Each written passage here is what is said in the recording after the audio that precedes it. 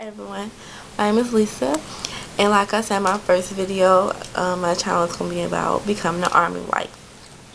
The reason why I wanted to do this was because I couldn't find anyone on YouTube that went through the process in their vlogs at the current time. Everybody was looking back on the experience, and I just thought it would be interesting to see what happens as it happens.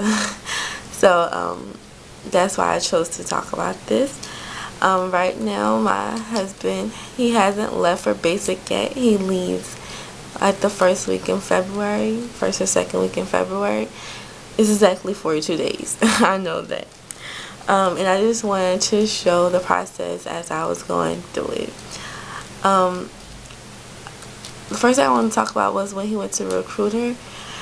I didn't go with him when he went to the recruiter. We wasn't even married yet. But even though he wasn't married, we was together. He was my high school sweetheart, just for a little background. I didn't just meet him and, marry him because we was going into the Army.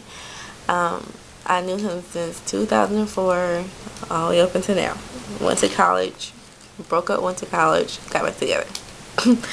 So, yeah, about going to a recruiter, I didn't go with him.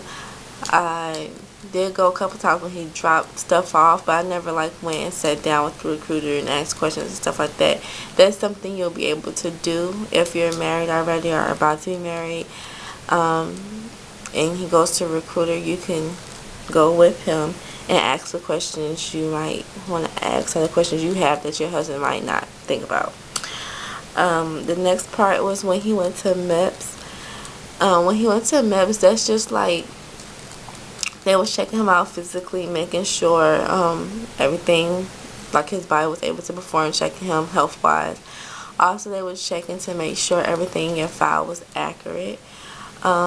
He said that was basically all-day process of going from one station where they check your ears, like different stations inside MEPS, like they check your ears, your eyes, your everything, like a major doctor.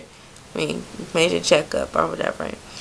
And if you have any kind of, if you broke anything or anything like that, you'll be disqualified if you didn't, disqualified to join the Army if you didn't tell them. I know sometimes you can get waivers for different things, so you might just want to be open and honest about that when you go to a recruiter, and you can try to get a waiver for it.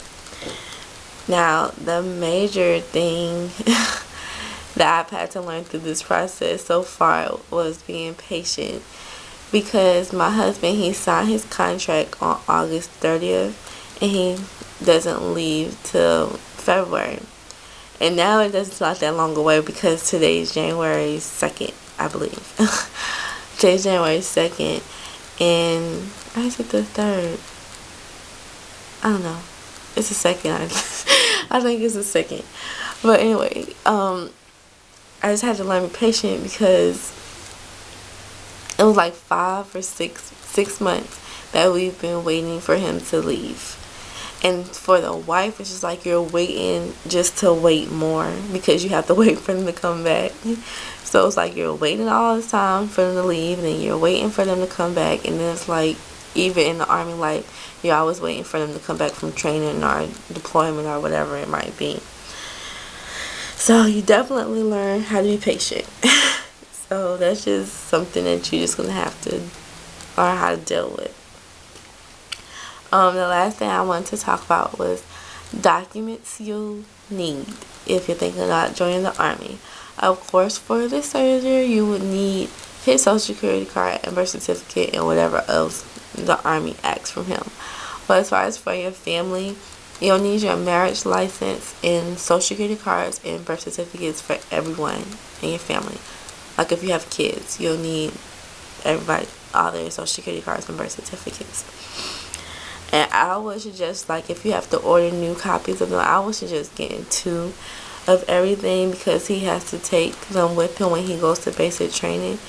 And I guess that's the plus about being in the Future Soldier program, is because your recruiter will get to see all your documents before you leave.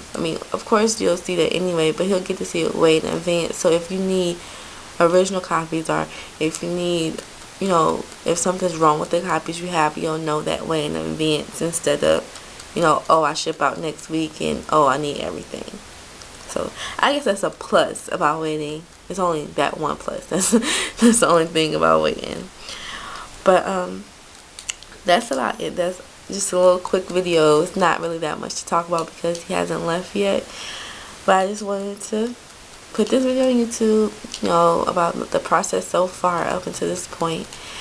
And that's about it. I hope everyone had a happy new year, and hopefully you'll enjoy watching my videos, and hopefully you'll rate and subscribe and comment on this one.